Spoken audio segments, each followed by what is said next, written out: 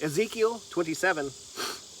The word of the Lord came to me. Now, son of man, lament for Tyre. So Tyre, say to Tyre, who is located at the entrance of the sea, merchant of the peoples to many coasts and islands, this is what the Lord God says. Tyre, you declared, I am perfect in beauty. Your realm was in the heart of the sea. Your builders perfected your beauty. They constructed all your planking with pine trees from Sinir. They took a cedar from Lebanon to make a mast for you. They made your oars of oaks from Bashan.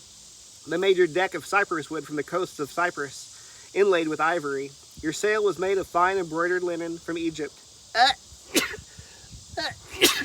Oh, excuse me.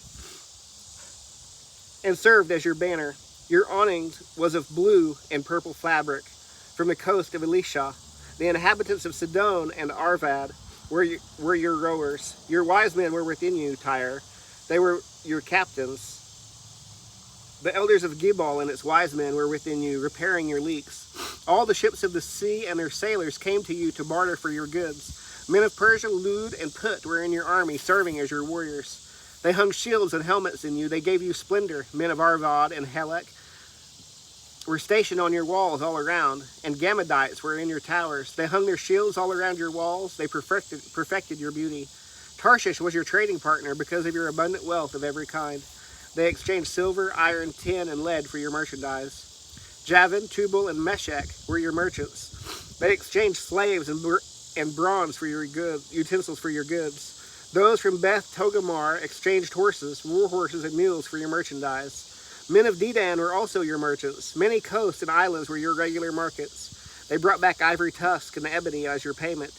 Aram was your trading partner because of your numerous products. They exchanged turquoise, purple, and embroidered cloth, fine linen, coral, and rubies for your merchandise. Judah and the land of Israel were your merchants. They exchanged wheat for minnith, meal, honey, oil, and balm for your goods. Damascus was also your trading partner because of your numerous products and your abundant wealth of every kind, trading in wine from Helbon and white wool. Vedan and Javan from Uzal dealt in your merchandise. Wrought iron, cassia, and aromatic cane were exchanged for your goods.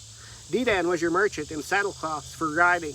Arabia and all the princes of Kedar were your business partners, trading with you in lambs, rams, and goats. The merchants of Sheba and Ramah traded with you. For your merchandise they exchanged the best of all spices and all kinds of precious stones, as well as gold.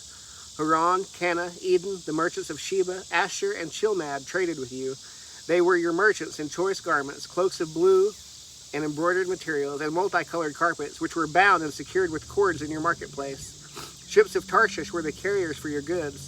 So you became full and heavy loaded in the heart of the sea. Your rowers have brought you onto the high seas, but the east wind has wrecked you in the heart of the sea.